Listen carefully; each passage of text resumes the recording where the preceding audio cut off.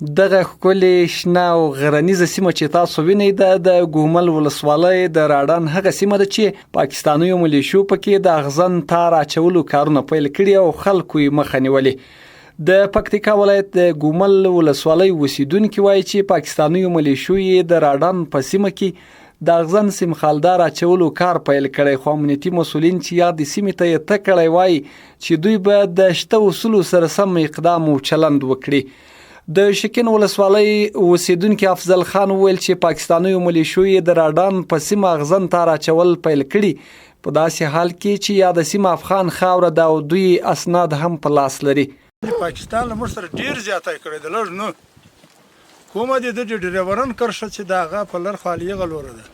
شین ورسک ورته بیا یې په یغ باندې ده، بیا په مروتوی ده، بیا هلته کوزه په زرمیلنو کې په هغه زمري توره ورته بیا یې په یغه باندې ده. دغه دلې چې څومره وطن یې نیولی دغه د افغانستان نیولی ده. دا د موږ پلارونه د دغو خلکو پلارونه دا په لر خوا کې اوس هم موږ چې څوک هغه راته پیدا کړي ورولو دي چې دغه ټاپه د ما پلار ساتلی، دا د ما نیکه ساتلی، چې بیرګټ صاحب د موږ د ملیشې بیرګټ و. دوه تنه نور اوسیدونکي بیا وایي چې نه یوازې دا چې پاکستانیو ملیشو د ګومل په سرحدي سیمو اغزن سیم اچول کار پیل کړی، بلکې هغه سیمې هم تر لاندې کړي چې دوی پکې د جلغوزیو ونې لري او ان د کرومیټو معدنونه هم د پاکستانیو ځواکونو لاس ته لوېدلي. دغه کوم اغزن تار چې اوس موږ ته را شروع ده، دغه اغزن تار موږ ته دومره زیات راغلی ده چې دا له هغه طرفه لکه اچي صاحب چې کوم بیان درته وکړو چې زمري توره ده و دا ماته د ځکه نومه نه راځي، دغه دا د غره له هغه طرفه ده، دا کوم د موږ او د دوی کرښه چې ده دا د غره له هغه طرفه ده. ورګه بیا پوستې اچولي بیا که دا راټ دا خاوره چې بیا اور مټ باندې تیرې نه خسار کړي، خو ورګه بیا چې کوزي بیا څلې کړی دي، خو موږ بیا ور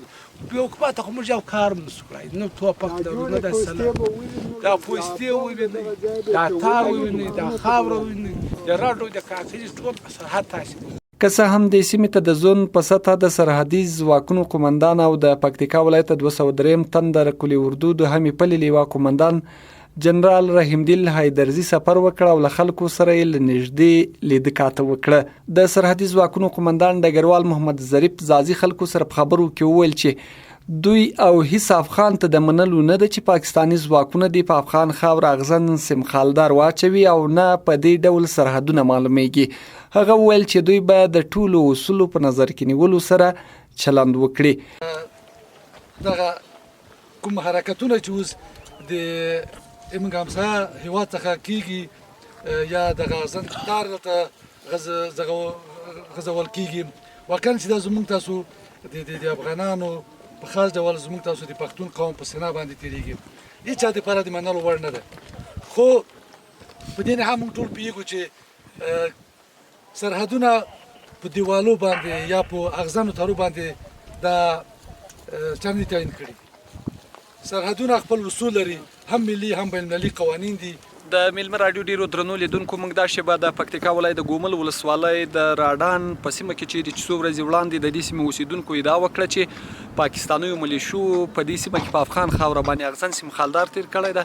او د افغانستان هغه سیمه یې هم لاندې کړې چې د کرومیټو کان موقعیت لري. دلته د پکتیکا ولایت 203 تن د پلې لیوا قومندان جنرال رحیمدیل حیدرزي او د سرحدي ځواکونو قومندان محمد ظریف زازي له شته قوتونو سره دې سیمې ته راغلی تر څو معلومه کړي چې آیا رښتیا هم پاکستان په دې سیمه کې اغزن سیم خالدار تیر کړی او د کرومیټو کان یې لاندې کړی. لا هم په دې اړه باندې د امنیتي ځواکونو سلا مشورې له قومي مشرانو سره روانې دي تر څو معلومه کړي چې په سیمه کې څه تیریږي او واقعیت او رښتیا دا دی چې په دې سیمه کې پاکستاني ځواکونو اغزن سیم خالدار تیر کړی ده او لا هم په ځینو سیمو کې امنیتي پوستې هم ځای په ځای کړي.